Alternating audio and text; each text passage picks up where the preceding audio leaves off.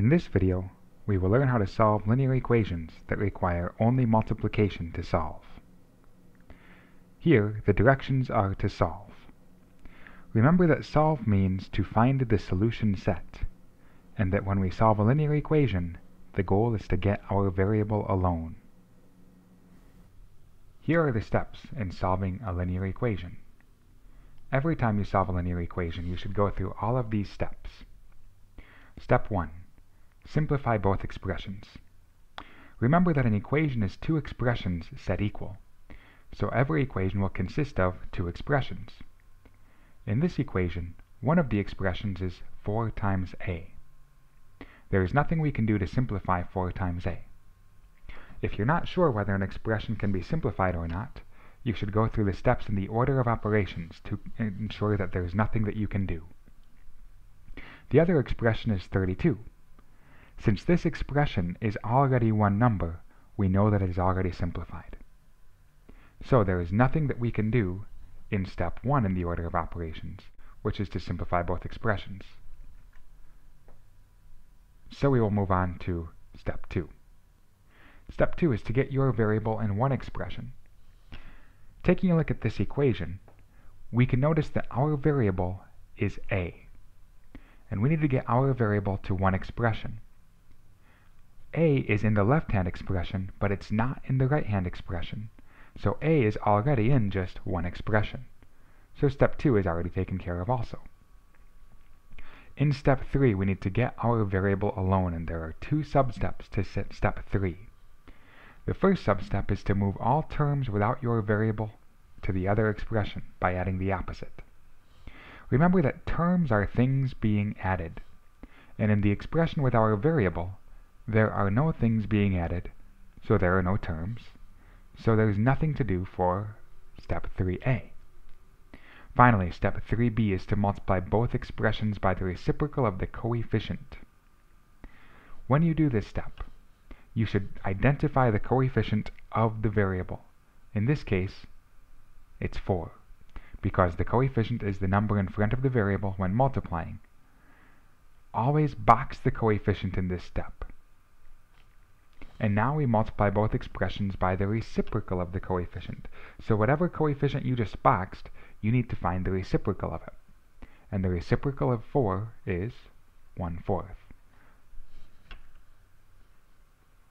So we'll multiply both expressions, the left-hand expression and the right-hand expression, by 1/4.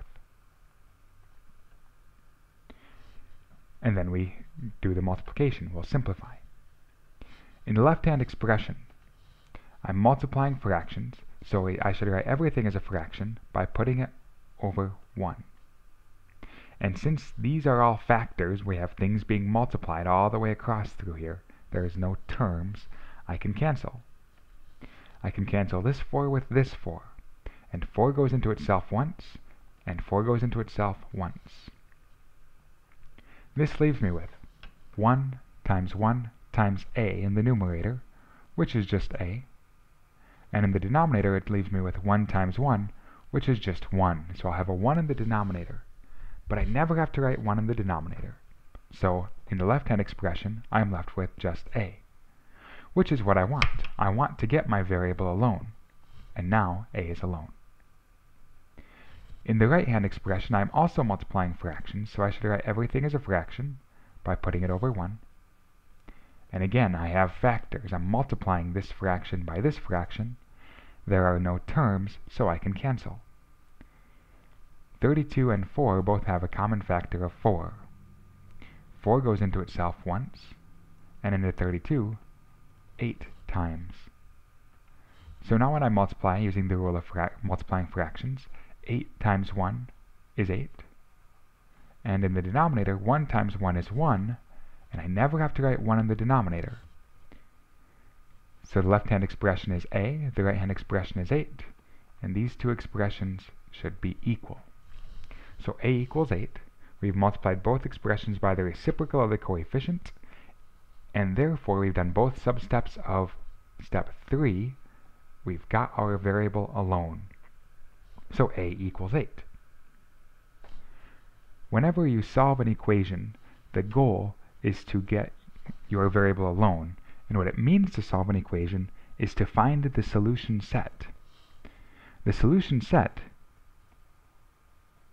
should always be listed in set brackets. Here, there's just one solution, so the set consists of only one element. And we found the solution a equals 8. Let's take a look at another example. Again, we're trying to solve this equation.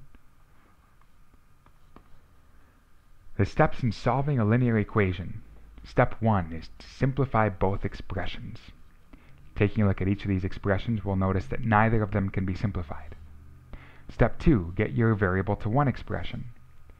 My variable, a, is in the left-hand expression, but it's not in the right-hand expression, so it's already in one expression. So both steps 1 and 2 are done.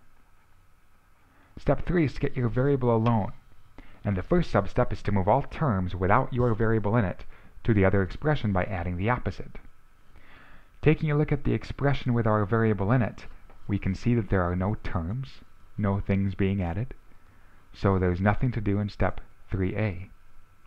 In step 3b, we need to multiply both expressions by the reciprocal of the coefficient. Again, you should always box the coefficient here so that you can clearly see what your coefficient is. And then you multiply by the reciprocal of that coefficient.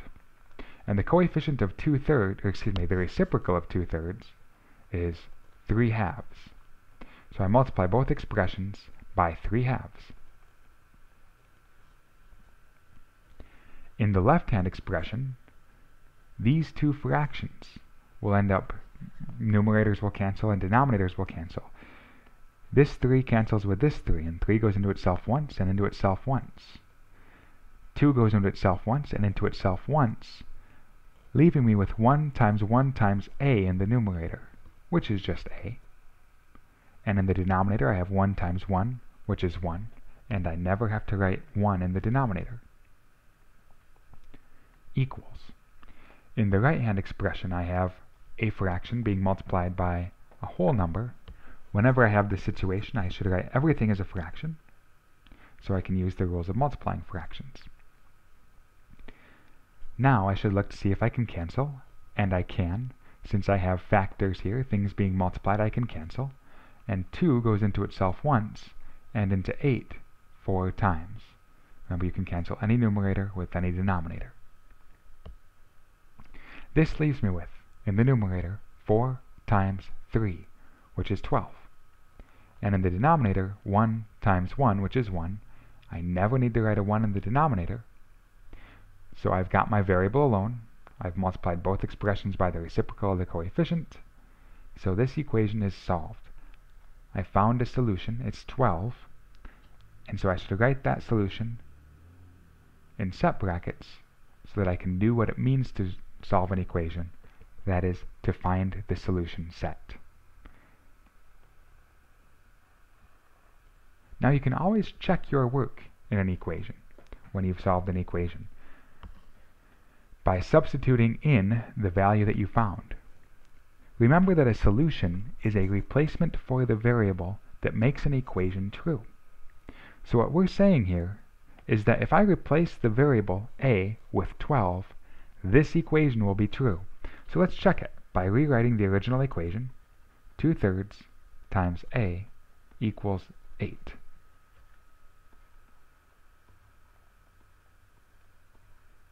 And now if we replace our variable a with 12,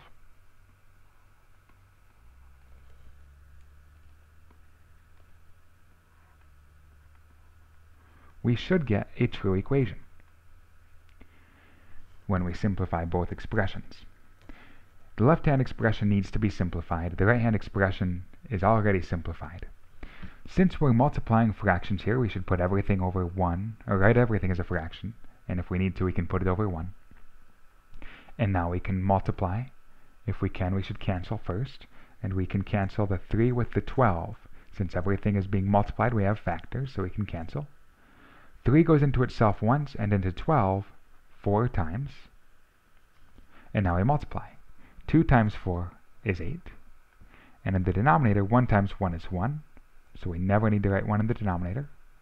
Bring down equals 8, and we'll notice that the equation that we got is true. 8 equals 8. Therefore, we know that we've solved our equation correctly. We have found the correct solution, because when we replace the variable with that solution, we get a true equation.